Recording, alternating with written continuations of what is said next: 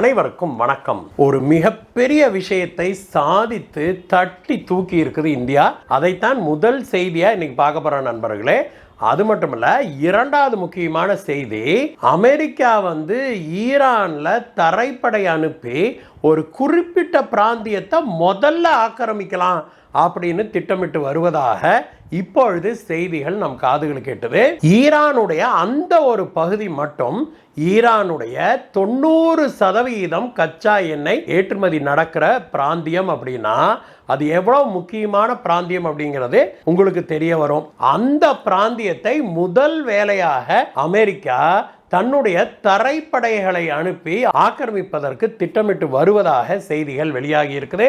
America ஏன் இந்த ஒரு பிராந்தியத்தை ஆக்கிரமிக்க திட்டமிடுது? அதற்கு அமெரிக்க அதிபர் ட்ரம்பே ஒரு விடை ஒன்றை சொல்லியிருக்கிறாரு. அது என்ன? அமெரிக்காவுடைய இந்த கனவு நிறைவேறுமா? அமெரிக்கா தன்னுடைய நாட்டின் ஒரு பிராந்தியத்தை, மிக முக்கியமான பிராந்தியத்தை ஆக்கிரமிக்கும் போது ஈரானுடைய கை என்ன பூ பறிச்சுக்கிட்டு இருக்குமா?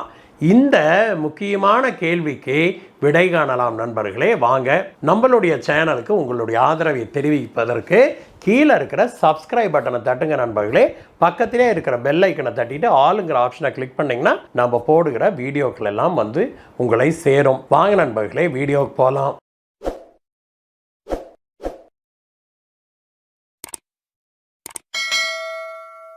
சுமார் ஒரு வாரம் 10 நாளைக்கு முன்னாடி பங்களாதேஷ்ல இருந்து இந்தியாவுக்குள்ள புகுந்த ஒரு 7-8 தீவிரவாதிகளை, அதுல 7 பேர் யுக்ரைனை சேர்ந்தவர்கள், ஒரு ஆளு அமெரிக்காவுடைய CIA உடைய அசெட்னு சொல்றாங்க இல்லையா, இந்த 8 தீவிரவாதிகளை இந்தியா கையும் களவுமாக பிடித்தது உங்களுக்கு எல்லாம் நினைவு இருக்கலாம். அந்த தீவிரவாதிகளை பிடிப்பதற்கு யார் நமக்கு உதவுனாங்க, யார் நமக்கு துப்பு கொடுத்தாங்க அப்படின்னா அது ரஷ்யாவுடைய உளவுத்துறை தான். இந்த 8 தீவிரவாதிகளை பிடித்தது உலக அளவில் பெரும் பரபரப்பை ஏற்படுத்துச்சு. காரணம் என்னன்னா, பல காலமாக இந்தியா சொல்லி வருது, இந்தியாவை மட்டுமல்ல இந்த தெற்காசிய பிராந்தியத்தையே வீக்கெண்ட் பண்ணுறதுக்காக அமெரிக்காவுடைய உளவுத்துறை தான் இந்த மாதிரி வேலைகளை செய்யுது அப்படின்னு. அதற்கு அவ்வப்போது நம்ம கையில் சிக்கின எவிடன்ஸை நம்ம வெளியில் விட்டுக்கிட்டு தான் இருந்தோம். இப்பொழுது ஒரு 8 ஆளுகளே கையுங்களவமாக சிக்கியிருக்கிறாங்க. அமெரிக்காவிலிருந்து துபாய் துபாயிலிருந்து டெல்லி டெல்லியிலிருந்து வடகிழக்கு போய் அங்கேருந்து மியான்மருக்கு போய் அங்கே பெரிய அளவில் அங்கே இருக்கிற தீவிரவாதிகளுக்கு ட்ரைனிங்லாம் கொடுத்துட்டு, மியான்மரை எதிர்க்கிற தீவிரவாதிகளுக்கும் ட்ரைனிங் கொடுத்துருக்குறாங்க. இந்திய அரசாங்கத்தை எதிர்ப்பதற்காக இந்திய வடகிழக்கை சேர்ந்த தீவிரவாதிகளுக்கும் அங்கே ட்ரைனிங் கொடுத்து, துப்பாக்கியெல்லாம் கொடுத்து, குண்டெல்லாம் கொடுக்கப்படுவதாக நமக்கு செய்திகள் வந்த வண்ணம் இருக்குது. அந்த தீவிரவாதிகளை யாரு இந்த ட்ரைனிங் கொடுக்கறதுக்கு வந்தானுங்கள்ல, இந்த பெரிய லெவலிலான சதிகாரர்கள், அவர்களை இந்திய பங்களாதேஷ் எல்லையில வச்சு அவங்கள கைது செய்தது. அதுல 7 பேர் யுக்ரைனை சேர்ந்த தீவிரவாதிகள், அப்புறம் ஒருத்தன் அமெரிக்க CIA உளவுத்துறையை சேர்ந்தவன் அப்படின்னு தெரிஞ்ச உடனே அமெரிக்கா அமைதி காத்தது. ஆனா யுக்ரைன் என்ன பண்ணுச்சு, இது இந்தியா செய்கிற சதி, உடனடியாக யுக்ரைனுடைய பிரஜைகளை இந்தியா வெளியில் விடணும் அப்படின்னு சொல்லி இந்தியாவுக்கு எதிராக கொடியெல்லாம் வேற பிடிச்சான் இந்த ஜெலன்ஸ்கி. இதெல்லாம் நடந்து அந்த தூசு ஓயறதுக்குள்ளாக அடுத்ததாக ஒரு மிக முக்கியமான ஒரு தீவிரவாதியை இந்திய பங்களாதேஷ் எல்லையில் வச்சு இந்திய படைகள் பிடிச்சிருக்கிறாங்க. ஷபீர் அகமது லோன் அப்படிங்கிறவன் தான் அந்த தீவிரவாதி. இவன் லக்ஷரி தொய்பாவுடைய தீவிரவாத மாடியூல் 1 தலைவன் அப்படின்னு சொல்லப்படுது. இவன் இந்தியாவுடைய ஜம்மு காஷ்மீரில் ஒரு குழுவை அமைச்சுக்கிட்டு அவங்க மூலமாக பல சதி வேலைகளை அவன் திட்டமிட்டு வந்தான் அப்படின்னு சொல்றாங்க. சில வாரங்களுக்கு முன்பு ஜம்மு காஷ்மீரில் ஒரு சில முக்கியமான இடங்கள்ல இந்தியாவுக்கு எதிராக, இந்திய அரசுக்கு எதிராக போஸ்டர்கள் சொட்டினது, இந்த மாதிரியான வேலைகளை அந்த குழு செய்ததை அவங்கள அரெஸ்ட் பண்ணாங்க. அவங்கள இன்டர்கேட் பண்ண போதுதான் அவங்களுடைய தலைவன் இவன் தான், இந்த லோன் அப்படிங்கிறவன் தான் அப்படிங்கிற தெரிய வந்தது. இவன் இதோட நிறுத்தல, அதில் சில தீவிரவாதிகளை கூட்டிகிட்டு டெல்லியுடைய supreme court metro railway station இருக்குது இல்லையா, அந்த மெட்ரோ ஸ்டேஷன்லையும் போய் நம்மளால கண்டதையும் எழுதியிருக்கிறான், கண்டதையும் போஸ்டர் அடித்து ஒட்டியிருக்கிறான். அதுக்கப்புறம் அங்கேருந்து தப்பிச்சிட்டான் பார்த்துக்கோங்க. அவனை வந்து அங்க இருந்து துரத்திக்கிட்டே போயிருக்கிறாங்க டெல்லி போலீஸ்காரங்க. அவங்க இந்திய பங்களாதேஷ் எல்லையை இவன் கடக்க முயன்ற போது அந்த பகுதியில் வச்சு இவனை அப்படியே சுத்தி வளைச்சு பிடிச்சிருக்கிறாங்க. அவனை பிடிச்சி இப்பொழுது கூட்டிட்டு வந்திருக்கிறாங்க. அவன் வந்து ஒரு பாகிஸ்தானை சேர்ந்தவன் அப்படின்னு சொல்லப்படுது. அந்த லஷ்கர் இ தொய்பா தீவிரவாதியை இப்பொழுது தீவிரமாக இந்திய படைகள் விசாரிச்சு வராங்க. இவன் மூலமாக தான் பல சதி வேலைகளுக்கு திட்டம் திட்டப்பட்டது அப்படின்னும், இவனை விசாரித்தா பல திடுக்கிடும் உண்மைகள் வெளியில வரும் அப்படின்னு சொல்லியிருக்கிறாங்க. இது வந்து இந்தியா செய்திருக்கிற ஒரு மிகப்பெரிய சாதனையாகவே பார்க்கப்படுது நண்பர்களே. இரண்டாவது முக்கியமான விஷயமாக இன்னைக்கு நம்ம பார்க்கறது என்ன அப்படின்னா, அமெரிக்க அதிபர் ட்ரம்ப் வந்து நேத்து ஒரு பேட்டி அளித்த போது அவர் என்ன சொன்னாரு, ஈரானுடைய கச்சா எண்ணெயை நாங்கள் எடுத்துக்கொள்ள போகிறோம் அப்படின்னு சொல்லி திடுதிப்புன்னு ஒரு விஷயத்தை சொன்னாரு. மனுஷன் பேச ஆரம்பிச்சா உளர்றது சாதாரணம்.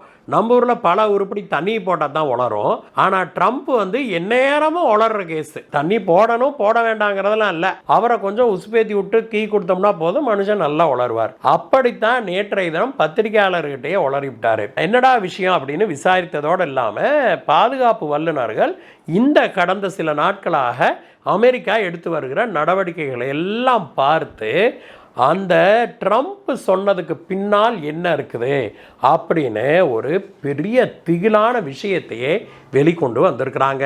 அமெரிக்காவுடைய யுஎஸ்எஸ் சென்ட்ரல் கமாண்ட் இருக்குது இல்லையா, சென்ட்காம்னு சொல்றாங்க இல்லையா, அவங்க வெளியிட்டிருக்கிற செய்திகளையே கோர்த்து இதுதான் அமெரிக்காவுடைய திட்டம் அப்படின்னு சொல்லி பாதுகாப்பு வல்லுநர்கள் சொல்லியிருக்கிறாங்க. அவங்க என்ன சொல்லியிருக்கிறாங்கன்னா, கடந்த ஒரு 10-15 நாட்களுக்குள்ளாக அமெரிக்கா ஆயிரக்கணக்கான துருப்புக்களை கொண்டு வந்து இறக்கி இருக்குது.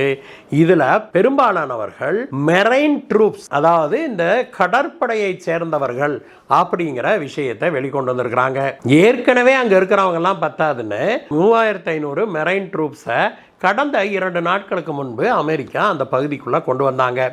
நேற்றைய தினம் வெளிவந்திருக்கிற செய்தியில யுஎஸ்எஸ் திரிப்போலி அப்படிங்கிற ஒரு பெரிய கடற்படை கப்பலை ஜப்பானிலிருந்து அங்கே மத்திய கிழக்கை நோக்கி அமெரிக்கா அனுப்பியது அப்படின்னும், அந்த கப்பல் வந்து இப்பொழுது அந்த பகுதியை வந்து அடைந்துருச்சு.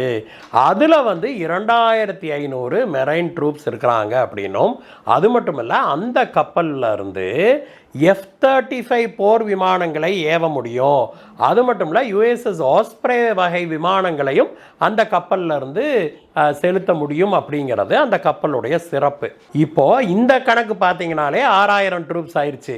இதுக்கு முன்னாடியே இன்னொரு 10,000 ட்ரூப்ஸை கொண்டு வந்து அமெரிக்கா இறக்கி இருக்குது. இது பத்தாதுன்னு மேலும் பல்லாயிரக்கணக்கான இராணுவத்தினரை அந்த பகுதியை நோக்கி கப்பல்கள்லையும் விமானங்கள்லையும் அமெரிக்கா தொடர்ந்து அனுப்பிய வண்ணமாக இருக்குது.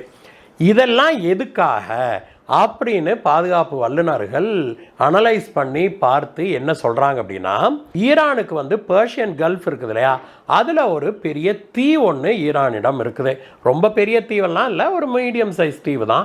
அந்த தீவோட பேர் வந்து கார்க் ஐலண்ட் அப்படிங்கிறது. அந்த கார்க் ஐலண்ட் இருக்குது இல்லையா, அந்த தீவில் இருந்து தான் பெரிய அளவில் கச்சா எண்ணெயை எடுத்து ஏற்றுமதி செய்து வருது ஈரான் அப்படின்னும், ஈரானுடைய 90% கச்சா எண்ணெய் ஏற்றுமதி இந்த கார்க் தீவில் கிடைக்கிற கச்சா எண்ணெய் தான் அப்படிங்கிறாங்க. அந்த 90% எங்க போகுதுன்னா சீனாவுக்கு தான் போகுது அப்படிங்கிறாங்க. இந்த கார்க் தீவு இருக்குது இல்லையா, அந்த தீவை பிடிச்சு தன்வசம் ஆக்குவதற்கு தான் இப்பொழுது அமெரிக்கா திட்டமிட்டு இருக்குது அப்படிங்கிறாங்க.